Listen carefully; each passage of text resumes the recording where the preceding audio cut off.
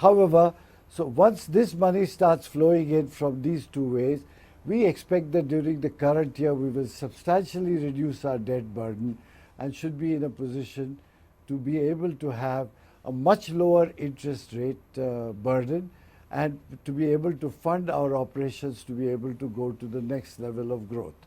This is what our basic good news is for the year. Right. So when is it that you expect more arbitration awards for the company, and how will that help in debt reduction going forward? See, according to the arbitral, these are arbitral awards. According to the government decisions, these awards, if they go to court, they have to be, the commercial courts are supposed to clear them within a year. So let's say maximum a year or two. Plus the old ones which are already in Supreme Court are now getting resolution because the Supreme Court has, in a recent judgment, quite seriously admonished that courts are not appellate courts for tribunal awards.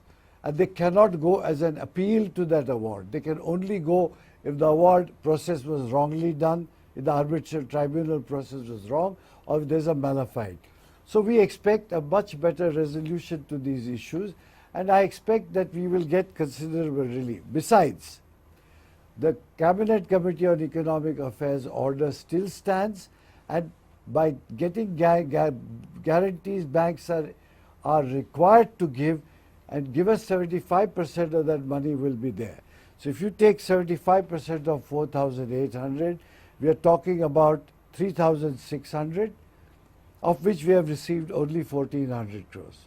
So we can still get 2,000 crores more, which resolves our debt issues, and we reduce our interest rate considerably to move to a different level of profitability and on a smoother path. However, if you see, the basic growth in infrastructure has been substantially skewed in favor of transportation industry. So it's roads, and that too a great amount on hybrid annuity schemes as well as on metros. The rest of the projects are existing, but they are very small in comparison. However, we expect hydroelectric projects to be added to this as we go along in the next year or two. So we look forward to a robust growth even in our order book position as we go along. So what is the growth in infra segments looking like, and when do you expect traction there? I think, see, 4-5 years is very difficult to say because that depends on, because this is substantially infrastructure, depends on government outlays. However, it is today skewed a little more in favor of transportation, which is roads as well as metros. However, this will change to more hydroelectric projects doing the thing, more ports joining the total order backlogs that will come about in the future.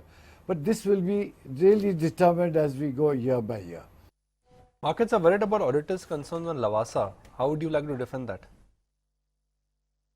See, listen, what have the auditors said? The auditors have said that plans are underway to find a resolution to the Lavasa issue.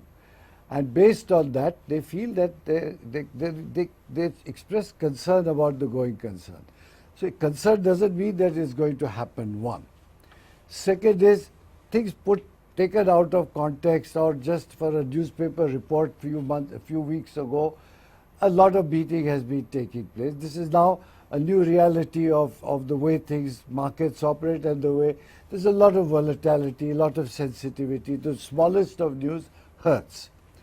Now but the correct situation is that what happened to Lavasa? Yes, Lavasa is a stalled project because the banking solution that came as a result of all banks agreeing to fund Lavasa in a given way 3 years ago, when 4 or 5 banks implemented it, the others, having agreed, backed out to some extent, stalling the whole process of funding.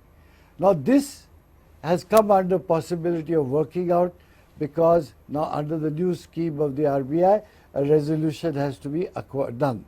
But having done this, we have also acquired interest from several investors who wish to invest in the project. I will not name more than two or three, and that the discussion is underway with the banks as well as with the investors to find an answer. How do we go forward on this matter? So till something concrete comes out of it, I'm at no position to disclose that. All I can say is those efforts are underway. As far as Lavasa is concerned, don't forget it is a subsidiary in which HCC owns about 68%. It is not even a 100% subsidiary, and it's an independent joint stock company. There are some liabilities that are there as far as some of the ICDs given, but the fact is that those are also substantially being contained by HCC with certain ways so that it does not affect the HCC balance sheet.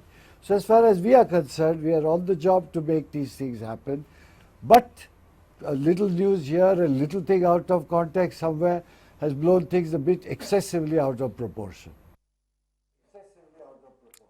Okay. Mr. Gulabchand, you know, what were the real issues for Lavasa, and how is it that you plan to raise funds for making the net worth now positive and turn into the black? See, listen, what has happened is for years the banks were not resolving issues. For example, for so many years this has happened. As I said, they agreed upon something and then some of the banks backed out, leaving the other banks in a lurch and stalling the funding of this project. Had they funded it on time, we would have been able to raise more investors and would have been able to have the project go forth full steam by this time. But that did not happen because of the bankers' fears of taking decisions or whatever their reasons for backing out of a decision taken. Now, these are some of the problems that we confront in our country at the moment. So I think we have got to understand under these contexts we have to function. But these are good projects and they are quite, being an independent company, quite insulated from each other. Whatever little encroachment is there is not so big, and whatever is there we will be obviously going to contain because we are very concerned about it. HCC is a very good asset. As I just showed you, how much more money is owed to us. Once that even 2,000 crores out of that comes, our excess debt issue is paid off, we come out of S4A and there's a whole new robust company there. So fundamentally, I think we are a very solid asset under improvement every day.